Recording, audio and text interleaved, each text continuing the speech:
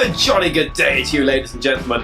Today we're going back to our roots and brewing an English bitter. This is how to brew a Ringwood Best Bitter.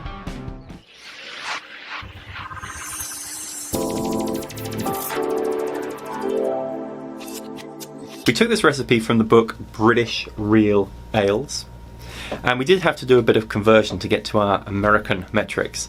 So the book uses things like litres and grams, and even for metrics like colour, it measures them in something called EBC, and we needed to convert that to the unit that we're familiar with, which is ECM. That was all plugged in to Beersmith and scaled up from the 5-gallon size, or 19 litres as the book put it, to our batch size, which is 10 gallons. So you can see here we've got English 2-row pale malt. We use Maris Otter. We also were looking for the right crystal malt. We actually found a British crystal malt rather than caramel 60 that we used at the homebrew shop, and then a little bit of torrefied wheat and some chocolate malt. The hops, very minimal. There is, at boil, we put the Challenger pellets in, and then the Kent Golding hops are going in 10 minutes from the end, and then just half a bag of those. And that gave us a beer that should come out at expected original gravity of 1.038, and the ABV for this is going to be pretty low, 3.7%.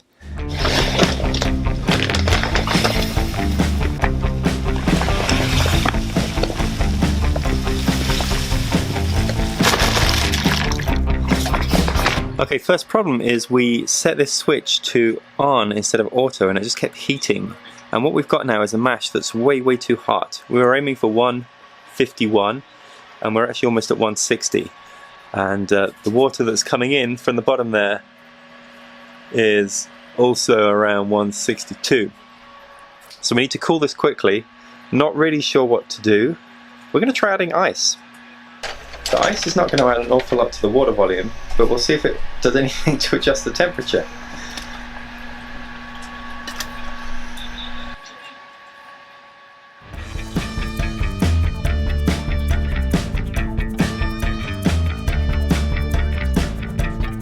Well, we've got it a little bit cooler now, approaching the original mash temperature, but who knows what damage we did. This took about, I don't know, 10-15 minutes to get down to where it's supposed to be, but we're just going to carry on regardless, go with the original mash schedule, which is 90 minutes at 151, and see what we get. Alright, so we're supposed to be making Ringwood Best Bitter today, and it's sort of legendary British beer, and we started to get towards the boil in a minute, and then Martin was looking up on the internet and realised that there's no such thing as Ringwood Best anymore. And it turns out, a little Googling, that actually Ringwood rebranded it to Ringwood Razor Back, which sounds a lot more exciting, but doesn't make it more exciting because it's still a 3.6% English bitter.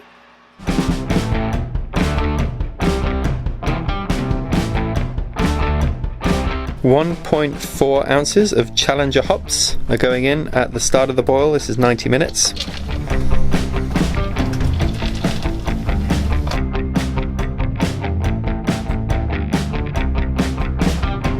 Alright, so now we have to do the final hop addition, which is another huge hop addition. Obviously that's English sarcasm. And it's East Kent Golding this time, and it's just for the last 10 minutes. Okay, captured the 2 seconds of action there. So that's it.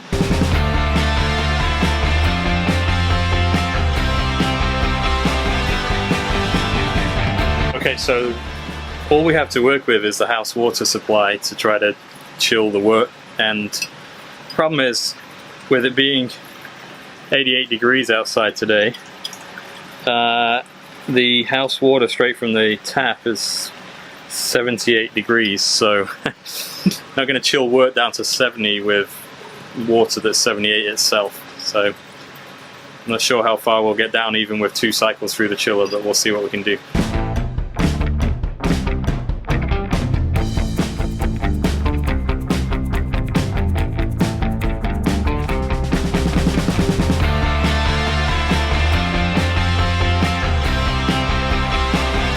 So our two-stage chilling process had moderate success, I guess.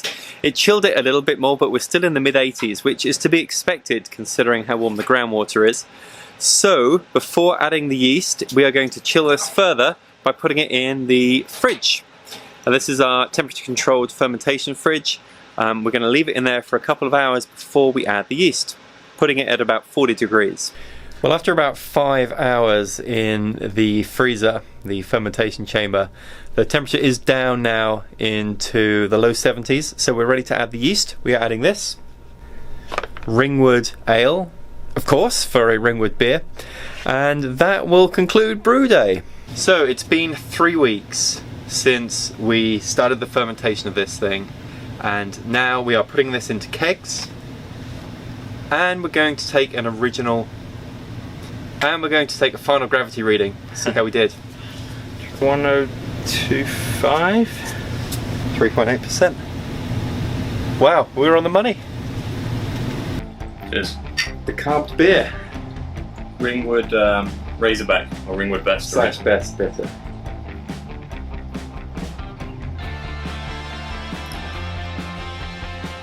Oh, it tastes just like England. It's very nice. Except it's too cold. Should be cellar temperature. It is a bit cold. It's also a little bit flat. I think. That's right. I'm not sure that's flat. I think that's really good.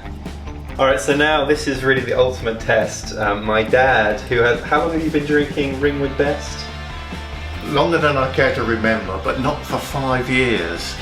And I've got this thing in my head now, how good Ringwood beer I think used to taste, and I don't know if I've built it up too much. And this isn't even real Ringwood Best. So, alright, well, cheers. Cheers.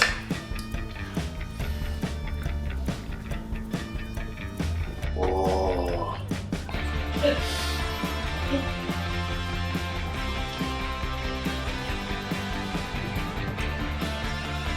That is absolutely delicious. I'd say, judging by the state of your amount that's gone from your beer glass already. Trouble is, the glasses in the US, so pint glasses must be smaller than pints in the UK.